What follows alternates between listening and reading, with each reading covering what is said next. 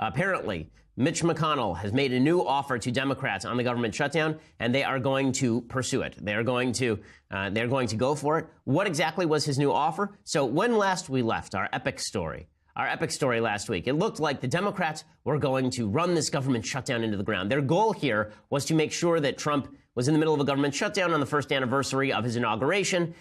Their outside goal may have been to make this thing last beyond the inauguration, beyond the State of the Union address, so that Trump would actually have to speak about the State of the Union in the middle of a government shutdown. That looks like that's about to end, and when I say about to end, I mean like right now as we are recording this show, it looks like they're about to take a vote that will end the government shutdown, which lasted, all in all, 3 days, 2.5 days. And that comes to an end as Mitch McConnell, the Senate Majority Leader, offers the Democrats virtually nothing. He says we will have a short-term CR, a continuing resolution that funds the government through February 8th, so it takes us past the State of the Union address. And he says before we get there, we will have a vote on DACA. So we'll try another 3 weeks to come up with a vote on DACA. If not, then I guess we'll have another government shutdown on February 8th when Democrats try to attach DACA legislation to the government to the government budget, to the continuing resolution. Remember, that's how this whole thing went down in the first place. We needed to fund the government. The Democrats said, we're not going to fund the government unless you give us DACA, unless you give us Obama's executive amnesty enshrined in law. Republicans said, we're not going to do that unless you give us some concessions. Democrats said no. And then we went into this government shutdown that started Friday night and is over by Monday morning. So it really is not even worth the time. Here was Chuck Schumer last week blaming Trump for it, suggesting that it was all Trump's fault, this government shutdown. I love the shutdown clock on CNN. Now, I came back online Saturday night, but when I left for Sabbath, the government had not yet shut down. I came back on Saturday night, and lo and behold, everything was the same. Like, literally all of the things were the same. Right? No one's check had not gone out. You have to wait till the first of the month for people's checks to not go out. People were still going to receive their Social Security. The government was still going to collect all of its revenue. The government was going to continue to function. And 90% of the government continues to function during a government shutdown. 88 to 90% of the government continues to function as essential services during a government shutdown. And yet we were supposed to believe, look at that counter on CNN, that this was the end of the world, right? Oh my God, we're counting down to Armageddon. The asteroid is finally going to hit Earth. Here was Chuck Schumer blaming Trump for it, although Trump really had little to do with it. The Senate Minority Leader who thought that he was going to get a big win out of this. Now, it's possible Schumer can still get a win out of this if Mitch McConnell then makes a bad DACA deal. Right? He can say it was really the threat of my government shutdown that forced the Republicans into a bad DACA deal. They didn't want to redo this in February.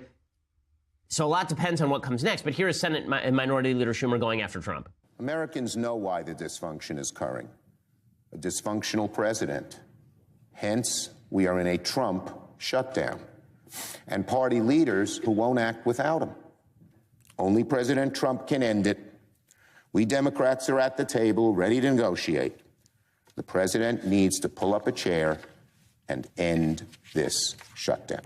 Okay, so the president did not, in fact, have to pull up a chair and end the shutdown. Chuck Schumer ended the shutdown. The White House was doing a pretty good job of undermining the Democratic claims on this. The Democrats were basically making two claims. One, Republicans are responsible for the shutdown. Two, we have to shut down the government to get DACA. Those claims are not coherent. You cannot claim both, right? They are sort of in conflict with one another. Anytime there's a government shutdown that one party is responsible for, and in this case it was the Democrats who were filibustering, right? The Republicans had the votes to get past the government shutdown to fund a continuing resolution. Democrats were forcing that bar to go up to 60 votes as opposed to 51 in the Senate through use of the filibuster. You can't argue we're shutting down the government because it's so important to shut down the government, and also it's the other side's fault the government is shutting down. Right? Because message number one, we're shutting down the government for this other priority, suggests the government shutdown is less important than the other priority. Message number two, it's your fault, suggests the government shutdown is a terrible thing and should never happen in any case. So, yeah, a stupid move by the Democrats. Here was the White House comment line. The White House did something clever. When you call the White House comment line, no one picks up the phone. No one picked up the phone before, but now they left an outgoing message saying the reason we're not here is because Democrats shut down the government. Thank you for calling the White House.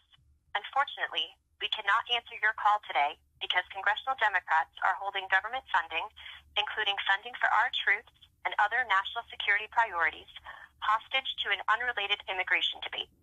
Due to this obstruction, the government is shut down. Okay, I love that. I have to admit, I really like that. I think that is good politics. I think what the White House is doing by simply messaging it outright is smart. Mike Pence did the same thing. He was speaking in front of the military, and he was asked about pay to American troops, and here's what he had to say. I'm sure you're all aware of what's going on in Washington, D.C. Despite bipartisan support for a budget resolution, a minority in the Senate has decided to play politics with military pay. but you deserve better. You and your family shouldn't have to worry for 1 minute about whether you're going to get paid as you serve in the uniform of the United States. So know this: your president, your vice president, and the American people are not going to put up with it. Okay, so that was, all of this is smart politicking by the White House. The most brutal politicking came courtesy of Trump himself. So the Trump administration released an ad accusing Democrats of being complicit in all murders by illegal immigrants, basically, suggesting that the Democrats are upholding the rights of illegal immigrants to stay in the country over funding of our military, and then going even further. President Trump is right. Build the wall. Deport criminals. Stop illegal immigration now. Democrats who stand in our way will be complicit in every murder committed by illegal immigrants. President Trump will fix our border and keep our families safe.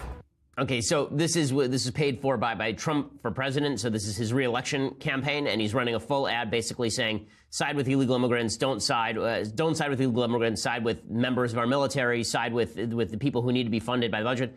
This is hardcore politicking, but I kind of like it. I'll admit it. People get very upset about the Willie Horton ad, which was taken out against Michael Dukakis, who allowed a guy on furlough who then went out, Willie Horton, and killed William Horton, I guess, and then killed a couple of people, is my understanding.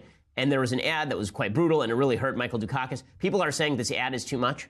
I don't see what's politically stupid about the ad. Most Americans agree with this. They don't want Democrats standing up for illegal immigrants in the country for no reason.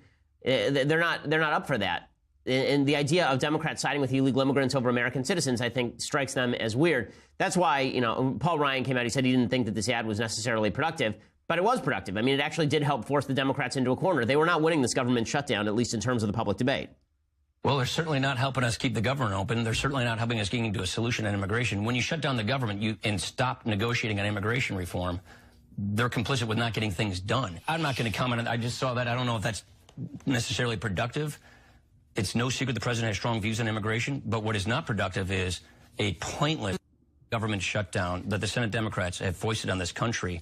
Okay, so, I disagree with Ryan here. I think it was productive. During the government shutdown, you got to bring the bricks and you got to hit each other with them. I mean, that's basically what Obama did during the last government shutdown. Now, Trump I think the White House did a fine job handling this. What comes next is going to be questionable because, again, Mitch McConnell has offered a deal. So I'm going to talk about that deal in 1 second and what has to happen here, because now the onus is sort of on Trump. It'll be interesting to see.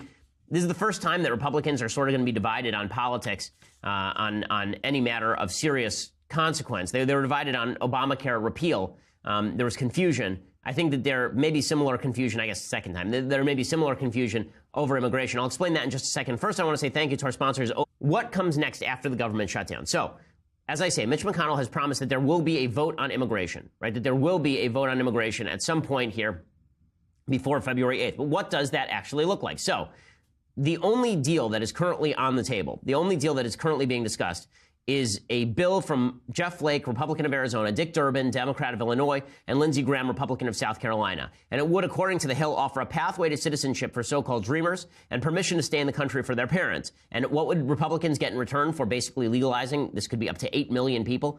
They'd get $2 billion in border security funding. It can be a giant fail of a bill. A giant fail. There would be no serious changes to the visa diversity lottery. There'd be no serious changes to the chain migration laws. There'd be no serious changes to immigration. Basically, it'd be Trump caving on DACA, knowing the deadline is coming up in March and knowing that another deadline is coming up in terms of the continuing resolution as of February 8th. Now, the White House opposes that deal. They say 8 million illegal immigrants could be allowed to stay. This is according to Daily Wire. Graham, meanwhile, is attacking the special advisor to President Trump. So Trump is being torn, I think, within his administration a little bit over this particular issue. The Lindsey Graham, who, of course, is the most dovish of all Republicans on immigration, he says that Stephen Miller, who's one of the president's special advisors on immigration, is undermining the deal. Now, I have to say, I know Stephen. I know him, I wouldn't say like really, really well, but I know Stephen relatively well. There was a dinner that I was at in 2014, and the dinner was Jeff Sessions, Ann Coulter, Stephen Miller, me, and like one other guy. And we were just sitting around talking immigration for deep into the night. And Miller and Coulter were very much on the same page. Stephen and Ann are friends, I believe. And Stephen is a wonk on immigration. He's also incredibly hardline on immigration. He's also in the president's ear on immigration. The president is a lot harder core on immigration than he was even 3 years ago. Lindsey Graham is very upset with Stephen Miller, and he lashed out at him over the fact that Miller and the Trump administration are putting a crimp in his plans with regard to this immigration shutdown. As long as Stephen Miller is in charge of negotiating immigration, we're going nowhere. He's been an outlier for years. Okay, so the truth is that Miller is a very hardcore guy on immigration, but Graham is also an outlier. He's much more dovish than the rest of the party. This is just his latest and greatest attempt to move toward amnesty. The White House is firing back on Graham directly. Hogan Gidley said, quote, as long as Senator Graham chooses to support legislation that sides with people in this country illegally and unlawfully instead of our own American citizens, we're going nowhere. He's been an outlier for years. So this sets up the conflict, right? This sets up the conflict because Democrats are going to offer some sort of pittance in exchange for DACA. Gutierrez, I think this is, I'm trying to remember his, Luis Gutierrez, Democrat of Illinois. He came out and he said about the government shutdown, but he's really talking about DACA, that maybe we'll give Trump a little bit of funding for his wall. If that's what we have to do in order to make sure that the dreamers stay, then fine. Any deal approved by Luis Gutierrez is a garbage deal. Okay, that's the rule of thumb. Luis Gutierrez is the most dovish member of Congress on immigration, and particularly illegal immigration. Here's what he had to say. Look, I think the wall is a monumental waste of taxpayers' money. And it's to build a monument to stupidity, and it's just idiotic. Having said that, if that's what it's going to take in order to put 800,000 young men and women in this country, dreamers, and put them in a safe place and put them on a course to full integration in our society, if that's what the hostage takers of the dreamers, if that's their ransom call, I say pay it. Okay, so if he's saying pay off the wall, give him a couple $1 billion for the wall, and then we'll get the dreamers in, that's a deal that no Republican should take. Again, this is a great litmus test. Anytime Luis Gutierrez is for something, you run the other way. You just run the other way. And one of the problems here is that for President Trump, when it comes to negotiation, he has proved not to be particularly adept at negotiation with Democrats. Remember, he signed off on a budget deal last year. He undermined Paul Ryan and Mitch McConnell and went far more dovish on immigration, on the budget, than his fellow Republicans would have had him do. He got Republicans almost in trouble on this government shutdown. Like, he tweeted out over the weekend this, right? Here's what he tweeted, quote, great to see how hard Republicans are fighting for our military and safety at the border. The Dems just want illegal immigrants to pour into our nation unchecked. If stalemate continues, Republicans should go to 51% nuclear option and vote on real long-term budget, no continuing resolutions. Okay, this is stupid strategy, what he was doing in the middle here. The whole point was to blame Democrats for the shutdown, not to put the onus on Republicans to end the filibuster by going to the nuclear option, which, of course, would grant Democrats basically the precedent to do the exact same thing when they get into power again, which eventually they will. I mean, the chances Republicans rule forever are extraordinarily low. I would say even chances that Republican rule in the midterms are diminished. So, yeah, Trump is not great at negotiation. I mean, this is the dirty little secret. Trump is good at what he's good at, signing things, right, saying stuff. Trump is not great when it comes to these negotiations in Congress, and so he should really stay out of them. But now it looks like there's a divide in the Republican side of the aisle. You've got the Republican doves on immigration, and Mitch McConnell has pledged to give a vote. So what if the only bill that comes up is Graham's bill? What do the Republicans in the House do? Do they stymie it? Do the Republicans in the House turn down the Graham bill? Do they fight against the Graham bill? Do they say we'll go to another government shutdown? And then the Democrats say, hey, listen, the Republicans and we voted for a bill that would have averted the government shutdown, and you guys wouldn't do it. Do Republicans have the stones to do that in the House after the Senate passes something? And then does Trump have the capacity to actually veto something? And that's the big question here. Trump has never had to use his veto pen. Grover Norquist, during the election cycle, made the suggestion that Trump's presidency was going to essentially be an auto pen, that Republicans would put up whatever they want in front of him and he would sign it. And so far, that's been exactly the case. Trump hasn't had to veto anything because he has a Republican Congress. But what happens when his supposedly cherished priorities on immigration run up against the reality that a lot of Republicans disagree with him? Is he going to veto such a bill? Is his tough talk anything but tough talk? Or is it just going to be that he lets it go past? Now, he's made signals in the past that he's going to sign anything Congress puts in front of him, including a bad DACA deal. If he does that, he'll lose a lot of his base, at least on immigration. I don't think that a huge percentage will care, but the Ann Coulters, Mickey Kouses of the world, they'll be very upset, obviously. And there are going to be a lot of people who feel like he betrayed them if, after all of this hubbub over Obama's executive amnesty, Republicans, Republican Congress and a Republican president re-enshrine it in favor of $2 billion in increased border security. Right? This is not, the urgency is growing. I mean, there's a report today that the border wall prototypes have been sitting there in the desert doing nothing, right? We have a bunch of prototypes that have been sitting there in the desert. And meanwhile, there's been a major surge. There's been a major surge in illegal immigration. And it continues to grow. because the economy is doing better. This is how it always works, by the way. You know, Obama got a lot of credit for diminished illegal immigration. That was not because of Obama. That was because the economy was not very good under Obama for most of his tenure. It was only at the end it started to pick up in any real way. And in the last year, of course, it's really been booming. So people are pouring into the country. Mexico is not doing as well. So a lot of people are crossing the border illegally. In December, U.S. Border Patrol agents, according to Breitbart, apprehended almost 30,000 illegal immigrants trying to cross into the country between ports of entry. That'd be where the border wall is. The idea that Republicans are going to cave on anything but they may not get a full border wall, they may not get an end to diversity visa lottery, the idea that they may not get an end to chain migration, it speaks to the fact that Trump may not have any serious principles. This is going to be a real problem for him. This is it's a serious issue. It's a serious problem. So, you know, I think that this is going to be Trump's really first test. He hasn't been tested yet. His first test is going to be, what if Congress disagrees with him?